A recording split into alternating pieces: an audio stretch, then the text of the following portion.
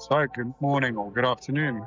Welcome to the London Food Network podcast, the show that celebrates the visionaries, innovators, and everyday heroes shaping the future of food. I'm your host, Sebastian Candelon, founder of the Freshly Shop and Embrace AI consultancy, where we help food and hospitality businesses streamline their marketing, sales, and operations using intelligent automation. Today, I'm joined by Luiza Villela, founder of Unclassic Foods, a company that's redefining how we think about eating well with delicious plant-based meals that don't compromise on flavor, culture, or creativity. We'll be talking about her journey from idea to impact and what it takes to bring a truly sustainable and accessible food concept to life, and how she's challenging the norms of healthy eating in a way that feels genuinely exciting. So let's dive in. Hi, Luiza. How are you? Hi, Sebastian. I'm great. Happy to be here. Oh, fantastic. Luiza, let's start from the beginning and tell us a bit more about what it is that you do exactly and what led you to where we are today. So I've been in food for 7 years now. I've always been in the space of what we call alternative meat. So it's normally companies trying to reimagine what we think of center of plates, like chicken, beef, fish, pork. So I started my career at a startup called Eclipse Foods. We were doing plant-based ice cream. Then I went for Beyond Meat, was there for a couple of years, and started to think about what is it that I wanted to be a center of the plate. That wasn't chicken, beef, fish, or pork, because that seems to be the name of the game, at least in Western societies. I know London, I'm in California, San Francisco. But yeah, our minds just naturally gravitate towards chicken, beef, fish, pork. I wanted to bring another vegetable or whole foods to this game, and that's where I landed on specialty mushrooms. I saw consumption being super low in the US, and I wanted to make it more convenient, cooler, and easy for people to eat specialty mushrooms in a center of the plate context, not just like a side or a topping or a flavor second order food. So you wanted it to be the kind of the main dish, essentially, right? The main protein. Yeah, like my dream is that people think of chicken, beef, fish, pork, and mushrooms, you know? If I can accomplish that, that would be great. It's hard because a lot of the center of the plates are inevitably animal products. So a lot of it comes down to understanding that what makes a center of the plate doesn't necessarily needs to involve high calories, high fats, like high protein, like animal products naturally have. So let's get a bit more in the past there, Luiza, because you said you started working with food 7 years ago, and already then you were are you vegetarian? Yeah, I'm even worse. I'm vegan. Oh no, that's terrible. I'm joking. So vegan 7 years ago, or when did you start your journey with veganism? So when I moved here from Brazil, where I'm from Rio, to California, that was 9 years, 10 years ago. And I started to see that veganism wasn't as weird as I thought it was. When I was in Brazil, I was already like dwelling on the eating meat, eating animals. Like I was thinking about it, but like it was so out of touch for me because I never saw anyone being vegan. Or if the one or two people that were vegetarian in my universe were weird. Like I didn't want to be like them. So it was kind of a moment where I'm like, oh, you can be vegetarian and not have blue hair, not have like weird concepts of reality. So yeah, when I moved to California, it kind of allowed me to become vegan and vegetarian because I saw normal people, quote unquote, being vegan and vegetarian. Interesting. And that was a big thing for me because I'm like, oh, you can be normal, part of society, and refuse to partake on eating animals. Wow, that's actually quite an honest kind of admission, I guess, because most people wouldn't actually admit that, would they? They might be thinking exactly like you are. In fact, I think most of us do think like you do. So it's nice to be able to actually be honest about that.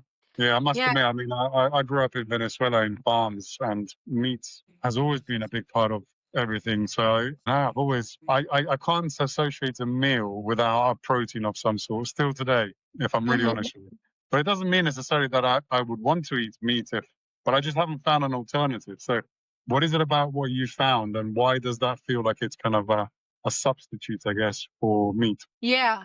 So the way I think about it is that I mean, people want sustenance and people want the center of the plate. Like, I grew up in Brazil. Like, we know very well that like a meal feels incomplete if there's no at least a chicken or a fish. Hmm. Or you're from Venezuela. We know how it is. I feel like what we crave in center of the plate, or like this main dish where everything else kind of organized around it, is first sustenance, right? Like, you need to eat and you need to feel like you've eaten. You cannot be just Yeah, like, oh, exactly. didn't eat anything, we'll be hungry in 40 minutes. And then it needs to feel like a whole food, right? Like, in the US, at least, we have this burger craze, which I don't think, I mean, in Brazil, I know for a fact, I'm assuming Venezuela is also not that big of a deal, where meat is constituted back into a format.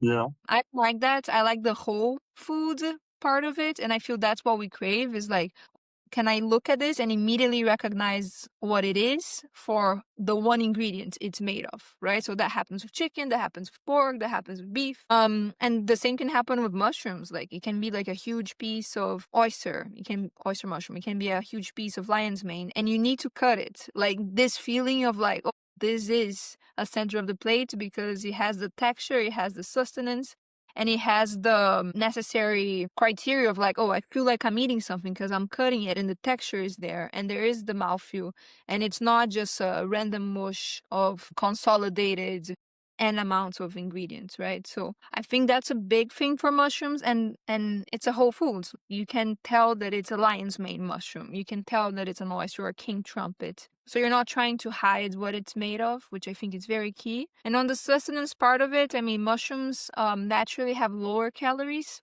so you do need to eat more of them.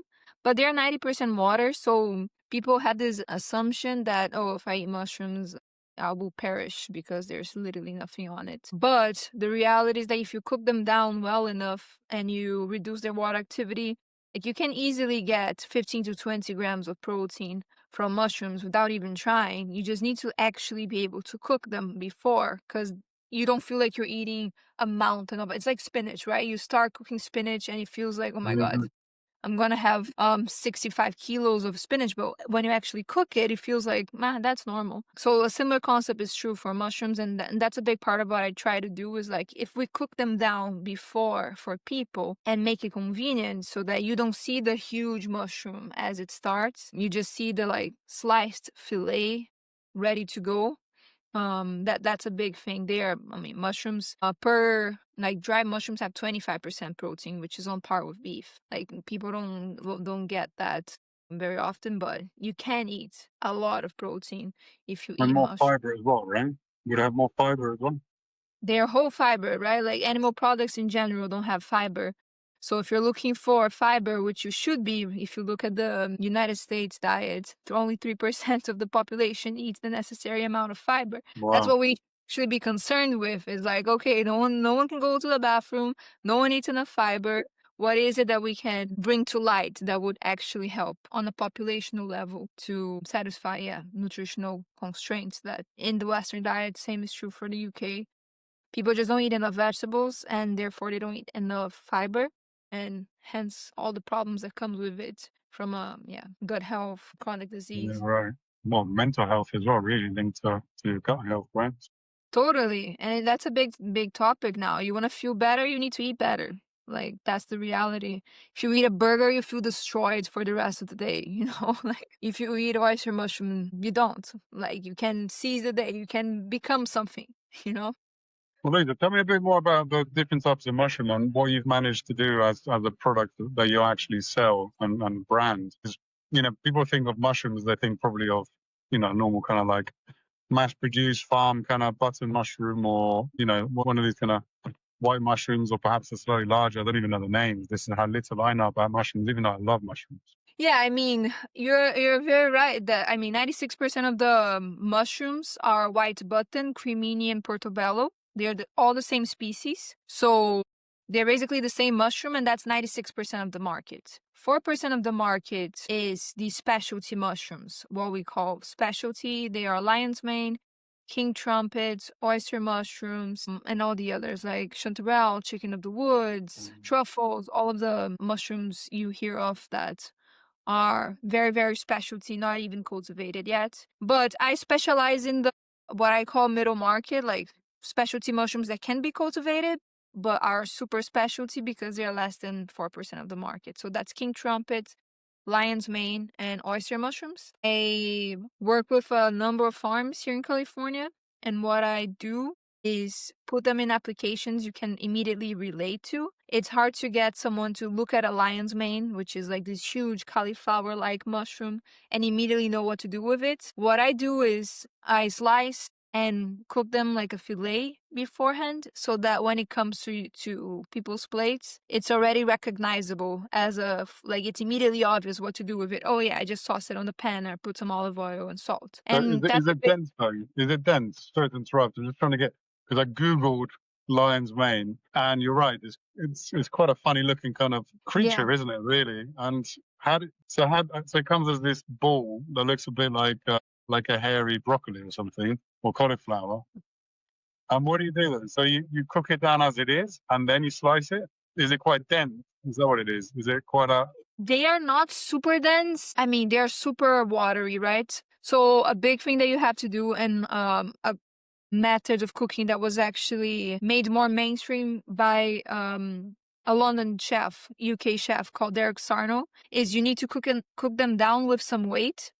Oh, okay. So you put it on a flat top and you put some weight on it so that you allow the water to be released, and you salt it so you can push more water out, and then you slice it. And yeah, it's just the kind of things that for at home use, few people are gonna do. Like, are you really gonna put like a weighted a weighted pan on top of your mushrooms on a flat top, then put it on the oven and then slice it? Unlikely. But what if I do it for you, right? And that's the big key here, is the convenience of it.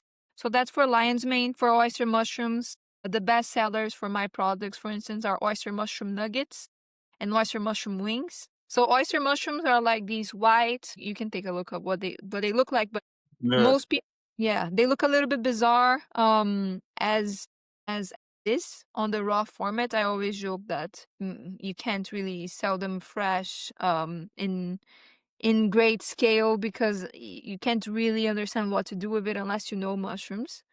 So what I've done is nuggets and wings, which is, I mean, the American Diet 101. Yeah. And these steps, right? So what I've done is go to food service with it. So right now I'm in a couple of restaurants. We also do tech campuses. So I'm in San Francisco. You name the tech company, they are here. So Nvidia, OpenAI, Anthropic, it's like AI. I know you were very into AI. Yeah.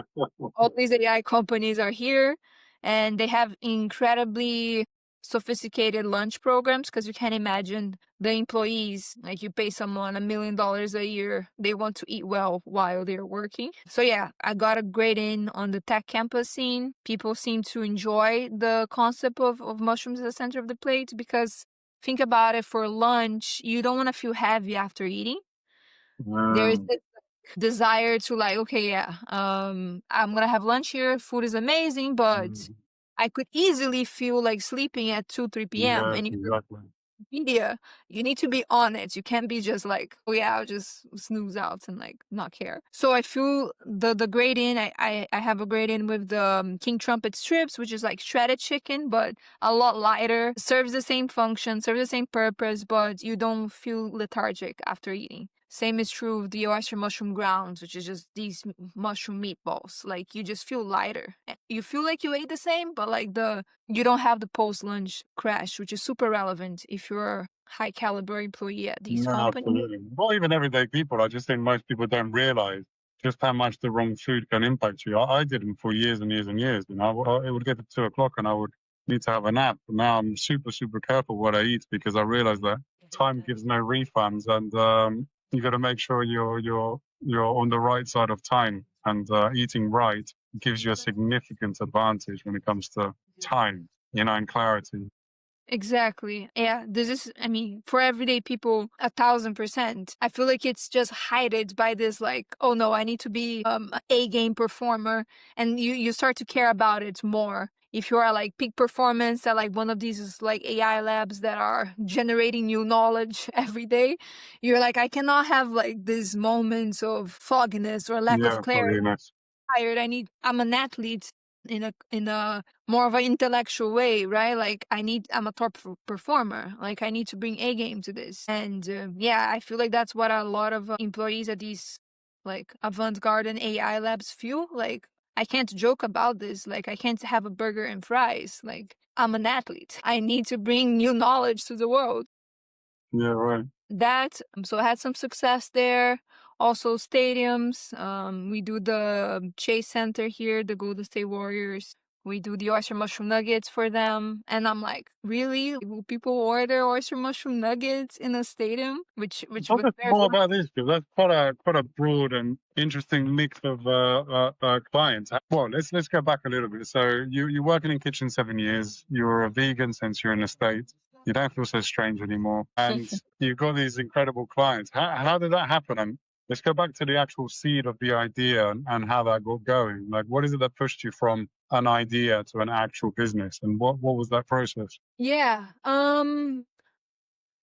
After I left Simulate, which was the last company like full time that I worked for, they do plant-based chicken nuggets. I started to really think about what is it that I wanted in terms of a center to plate, because I went with the whole we just need to make meat out of plants and people will naturally just switch. Like that's the obvious way to do it. And I thought that for a couple of years, like 4 years maybe. And I started to be like, yeah, but like I don't eat those. I don't really eat plant-based meat. If I don't do it, who does? Like, do I know people that are Mm. obsessed with this? Like, is there enough people that are willing to like eat this every day? Because that's the ask. Really, if you want to make it as a food product, you need people to be willing to eat it every day. But I worked for a company like Beyond Meats and Nugs and whatnot, and I've just never, and I'm like, maybe this market doesn't really exist. We're just like assuming people will naturally gravitate towards the plant version of whatever you're selling, but it's hard to be what we call fake meat because you're inevitably gonna be the worst version of something you already know and love. Yeah, It's right. hard to be the better version. Like that's what we're trying. We tried to do for whatever reason, be it the environment or your health or whatnot. The idea that you can replace something in someone's diet that is very dear to them, very much normal, historically, quote unquote, natural, like that's very hard. Like it's very hard to not be the worst version of it. And I've always ate a lot. I've always like loved vegetables, and I was like, can we make a vegetable or a whole food that is not trying to be meat the center of the plate? And I started looking at my own diet. What do I eat? Like, what is it that I want? And yeah, I mean, specialty mushrooms have always been a center part of it, but they are always, first of all, it's super expensive. Like specialty mushrooms is just insane. Shelf life is 4 to 5 days. And you need to really know how to cook. And that's a big thing. Like, I mean, I'm a food scientist. I've been on this for a while. And I'm like, I can't even do this well. Like, I don't even want to do this. Like cooking my lunch and then you have to like put weight on top of a lion's mane. Like there's no way people do this, right? So my take was like, can we do something that is still true to the food, that is not the fake version of something else, and that I actually want to eat daily? So I had a couple of lights there, but yeah, I ate a lot of tofu and I ate a lot of mushrooms, and I'm like, well, tofu is a bit mainstream. Like this happens.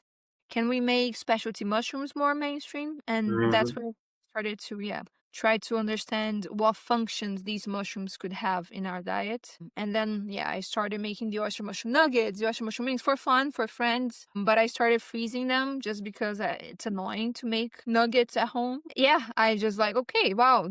I was under the impression that the texture was going to be worse. And it's not. Like, fresh oyster mushrooms, nuggets, amazing. And I'm like, oh, if I freeze this is done, because I mean, mushrooms in general, they're so much water, you can't really freeze them. But if you're cooking them before you reduce water activity enough, you actually don't have an impact on texture, because it's now, instead of 90% water, it's 60. So you start coming down to the realm of things that you can't freeze.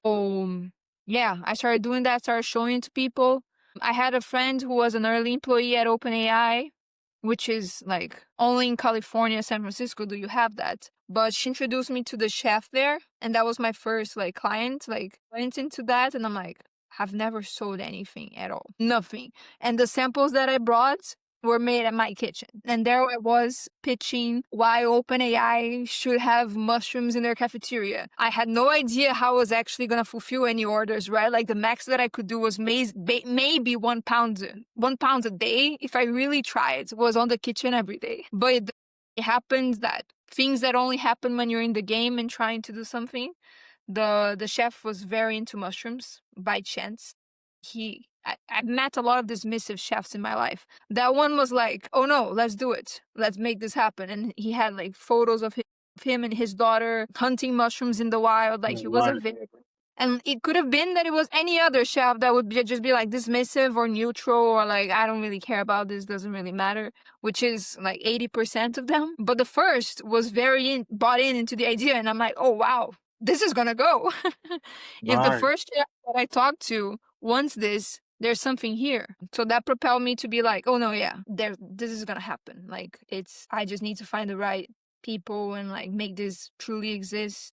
Find a place where I can manufacture this, find farms, find people. But that could happen. So that gave me some light. That was the first like big yes. That's incredible. So your first client was one of the big worldwide generational. The game of our times, right?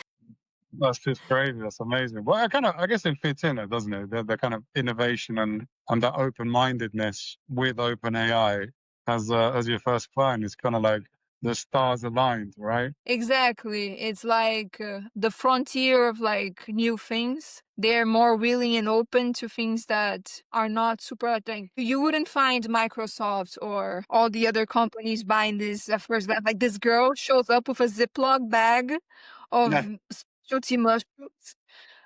She has no label. She has no idea what she's doing. It's clearly not something that is ready to go. And that was abundantly clear. Like everything about the meeting was abundantly clear that like this is just a girl in a Ziploc bag with samples that are most likely made in her kitchen. And then they're just like, no, I see it. Like, let's do it. This is the kind of thing that, yeah, it's San Francisco's finest, right? Northern California finest is like, it's possible. Things that in Brazil are absurd. Like I could never take this company off the ground in Rio de Janeiro, like in Venezuela. Like that just doesn't happen. That's awesome. Oh, so it's not just that. You had an idea. You're passionate about it. You created something of value, and you just happened to land the right person. But if you hadn't tried, you would have never. You would have been saying it's not possible, right? But you went out there and tried it, and most people don't. You see, that's the thing. That's why this podcast is important as well to me, because it's good to show people that you can. But if you don't try, you will never know. And you went out there and you tried, and it just so happens your first client was one of the biggest companies in the world now. That was growing tremendously, so they had a need for the product too, because they're like, I mean, so today you could actually say that your mushrooms has maybe had a positive impact on the AI we use today. Right. Trying to keep myself humble here. Yeah. But it was insane to see their growth because, like, when I went to the office first time, if it was October 2023, and it was like a 500 people company. Now it's way more than that. Like, I forget the estimates, but it's like let's actually find that out. It's just insane the level of growth of these companies. You're like, oh my god, like this is the wave that you want to be. Wow, 7,400 employees. Yeah, so a lot more than 400 or 500 at the time. And that's like, what, in 2 maybe years? They're literally reproducing like fungi. Yeah, I mean, 2023 was the ChatGPT, right? It was like, no one knows what OpenAI is. So literally everyone in the world is talking about it. Went from this like, I knew my friend works there, but I'm like, I don't know what OpenAI is. Like, I would never, like, I'm not big in the tech scene. And then ChatGPT arrived, and it's this marvelous thing that everyone is obsessed with. And I'm like, oh, wow, the girl made it. Right. So tell us, what happened after that then? So you got OpenAI from your kitchen at home, and you have to quickly deploy some sort of plan to actually meet the demand, I guess. Yeah, I had to like actually take it seriously now, because I was like, maybe do you buy? I don't know. But yeah, I mean, I'm Brazilian, right? So I had to fix my visa. I wasn't gonna come back on a tourist visa just to do this. Like, I had all of these things like to do to actually make this happen, right? So then I found a commercial kitchen here in San Mateo, which is South San Francisco, and started to do it in a bigger scale, like maybe 20 pounds a day, something like that. And started to train people to do it because I knew I would have to be gone to Brazil for like at least a couple of months in order to come back to the US with the new visa. And I'm like, oh God, I cannot lose this account. This is the Wow. only account. Like, I can't be like, and I had to do it all. I had to trust people in 2 weeks that they were going to be able to Wow. do it. Yeah. You. And I remember I had 5 days left on my visa to not overstay it. And if you overstay your visa, you're kind of done. Like, Yeah, that's it's the end. that way again, right? I stayed up until like 2, 3 days of overstaying because I'm like, I need to train, like, I need to get out of here and be able to fulfill orders if I have to. Kind of begging that they wouldn't come for some time before I could, yeah. So, huge leap of faith there, but we got it up and running. Like, there's 2 people now that I trust a lot. And yeah, it was kind of like a miracle that I could do it. And then the chef from OpenAI introduced me to other chefs. Now that I Wow. proved that I could do it somehow, because he Yeah. was skeptical. He was like, I'm not sure if you're going to be able to keep up with the demand. And I'm like, 1000% I will.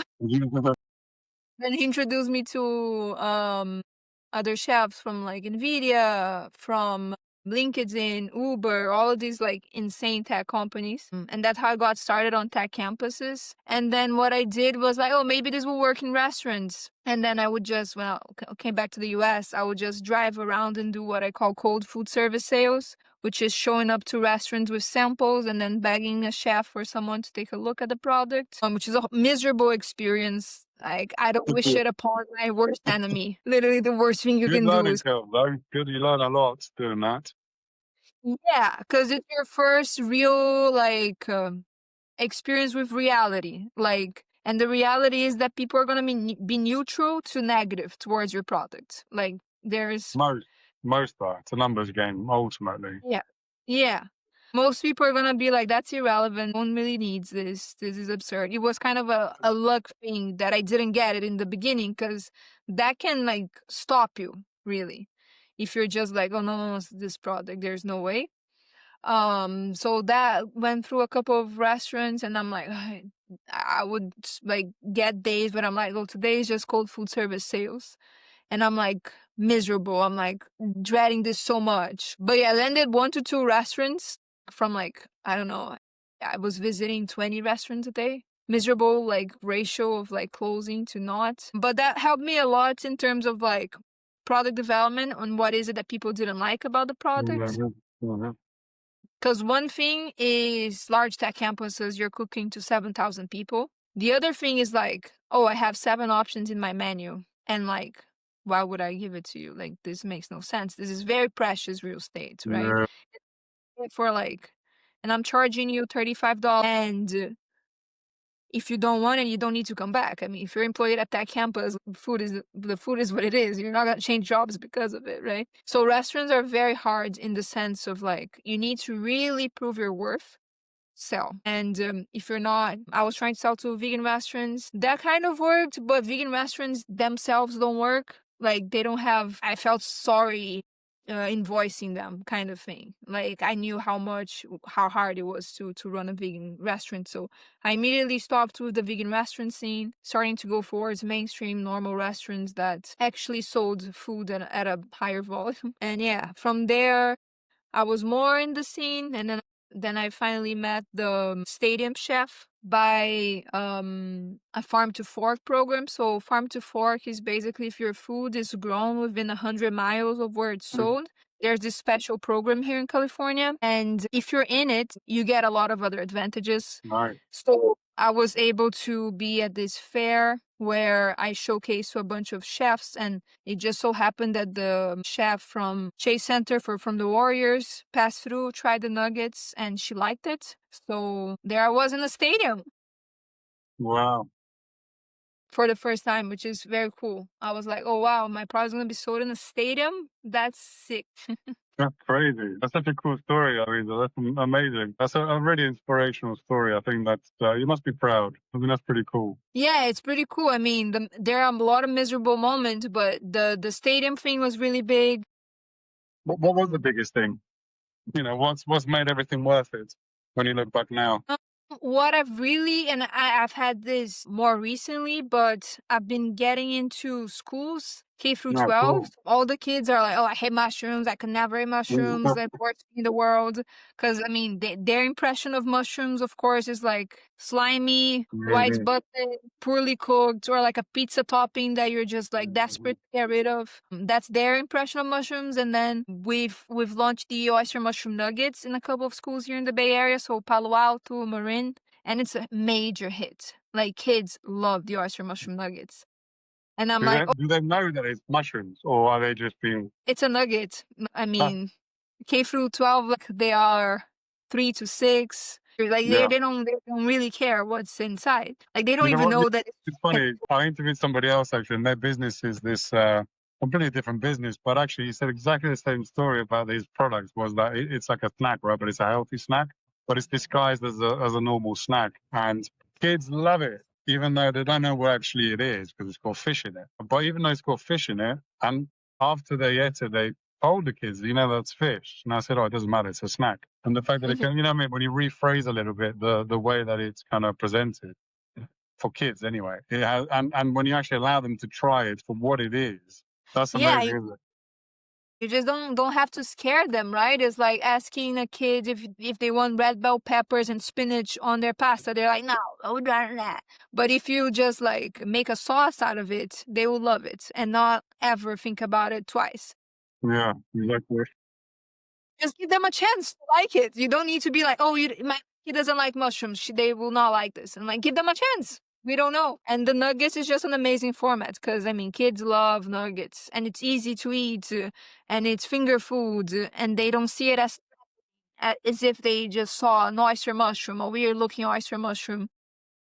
Right, so it's the kind of thing that can introduce them like that, and then eventually they will want the oyster mushroom for itself. But if they are introduced to oyster nuggets at the age of 3 or 4, it's much easier to create an adult that it has this more of a taste that is Yeah, more, yeah, evolved, developed than just like, oh, factory farm chicken nuggets, who cares? These are kid food. It's kid food, mac and cheese and yeah, so that's a big one for me. Is like I've seen the success from K through 12 with kids, and I'm like, this is amazing. So we're doing the retail launch of the oyster mushroom nuggets. nice.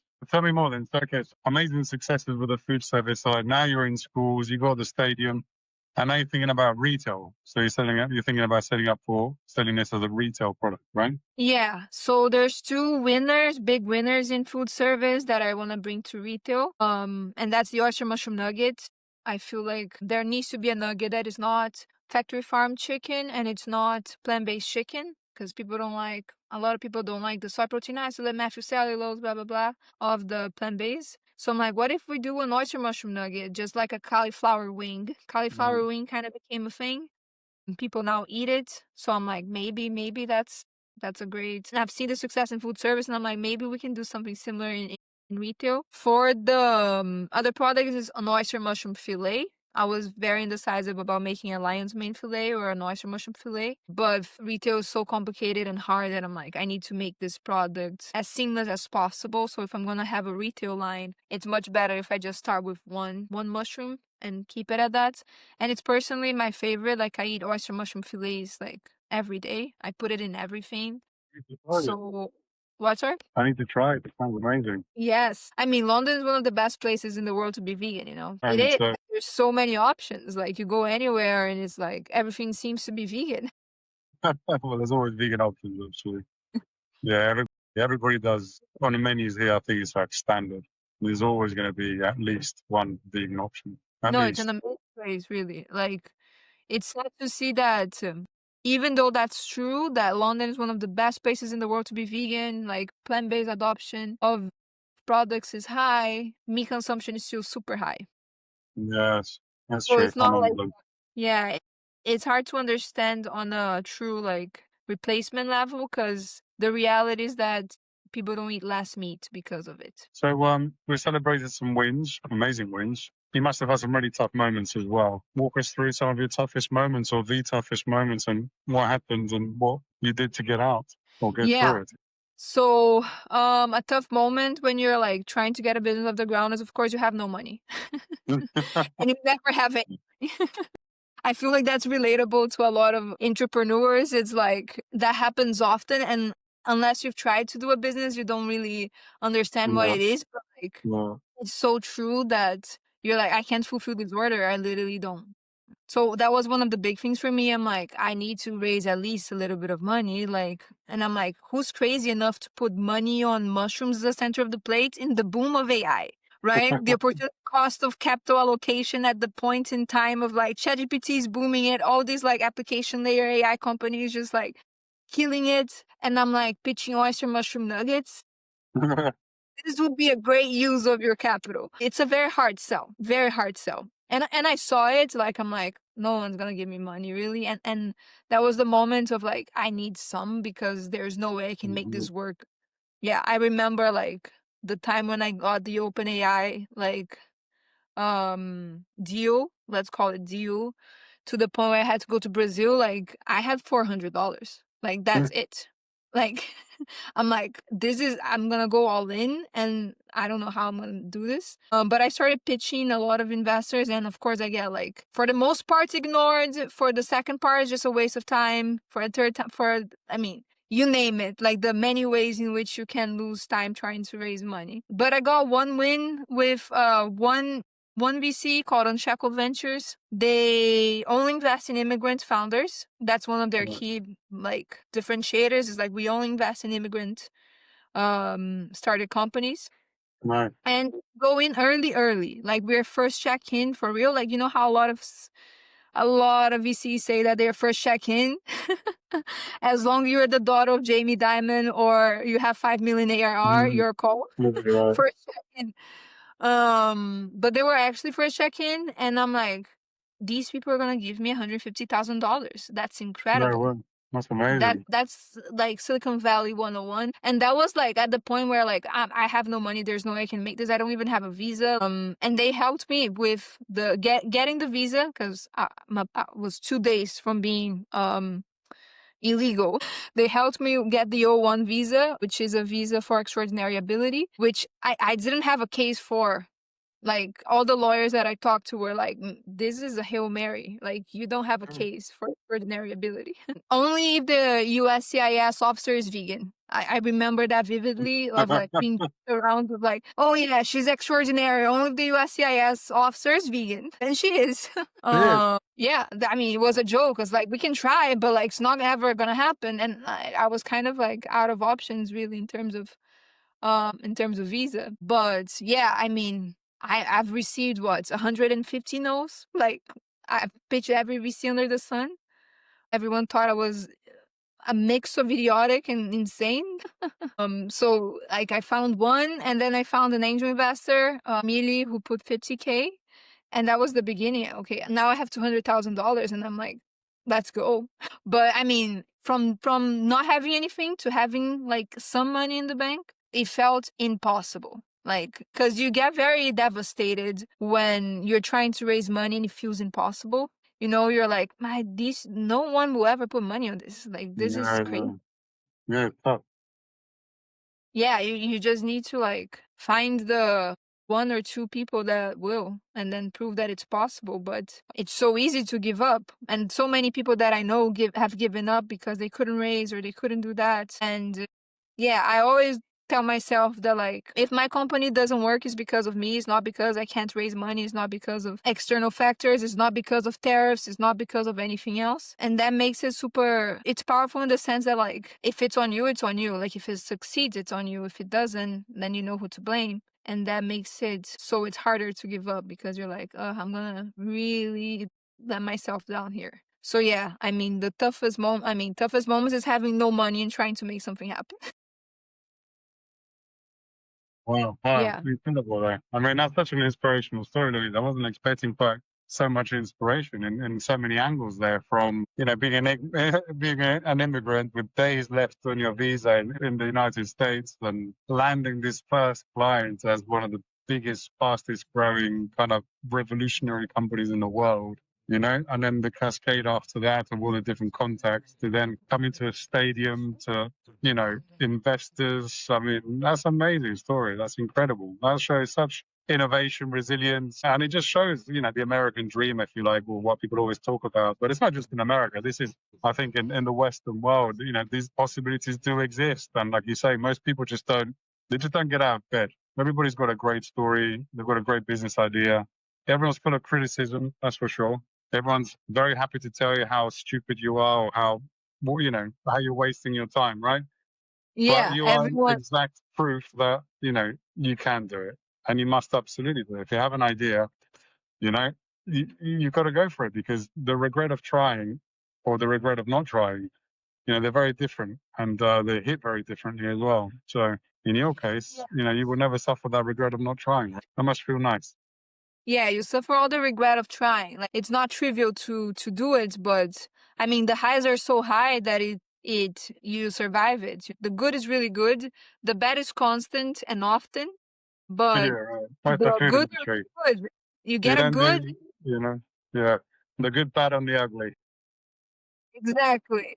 I mean, it's like the spectrum of emotion when you're running a business is super high, and I like the intensity of it, right? Like when I was working for companies, it's much easier to not really live full force. It's you're Mhm. protected by layers and layers, like nothing's ever super fatal.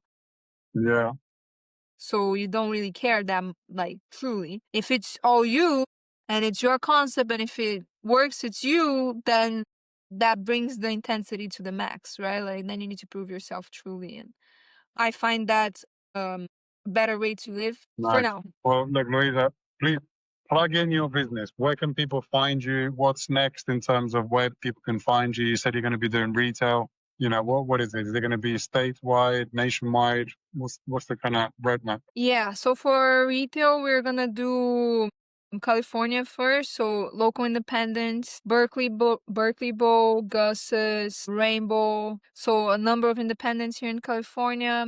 Then let's see how that works, and then bring it out to wider U.S., New York, Chicago, Miami. But for now, let's keep it in California. That's I am, so I can drive to these retailers and see how Wow. the nuggets and fillets are performing, which is very good. And yeah, if you want to follow the journey at Unclassic Foods, I've been trying to do more content. I know that like for retail, it's gonna be crucial. Brand awareness is such a huge thing.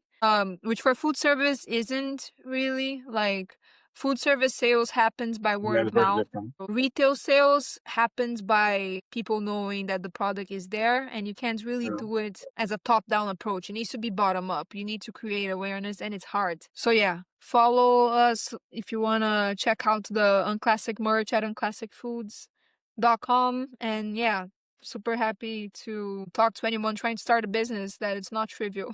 Wow. Well, thank you, Louise. I think that's been a wonderful podcast. I wasn't expecting quite such a incredible story of just everything.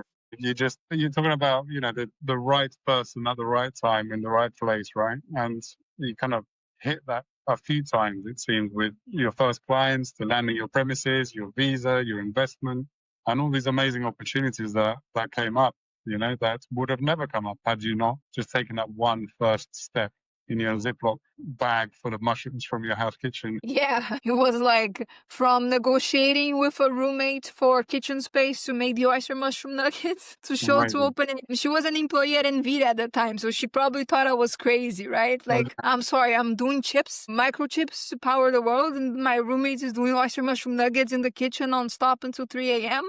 Yeah, She claims she's gonna sell to OpenAI. nice, So from nice. that to here, 0 to 1 story, really good. Well, thank you, Luisa. That's just incredible. That wraps up today's episode of the London Food Network podcast. A huge thank you to you, Luisa, from Unclassic Foods, for joining me and sharing such inspiring insights into what's possible when passion meets purpose. in the world of food. If you enjoyed this episode, make sure to follow the London Food Network on LinkedIn, YouTube, and Spotify, and don't forget to share it with a friend in the industry who'd love the conversation. This episode was brought to you by Embrace AI Consultancy, where we help food and hospitality businesses unlock growth through smarter systems, automation, and strategy. I'm Sebastian Candelon. Thank you for listening, and I'll see you on the next episode. Thank you, Luiza. Thank you, Sebastian. Ciao, ciao.